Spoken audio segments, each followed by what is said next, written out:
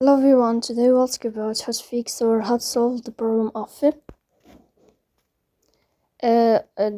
of white screen on the application of CapCut. You will click on settings. Here in this page,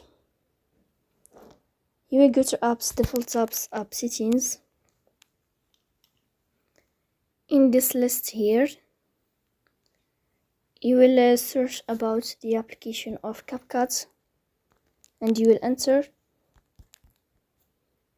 Then this page of app info, you will click on first stop and you will click OK. Here you will enter to the window of storage. Then we click on clear cache, but pay attention, don't click clear data because that can delete your account. So please don't forget to support us by like and subscribe. See you next time in another video, and thank you for your watching and your attention.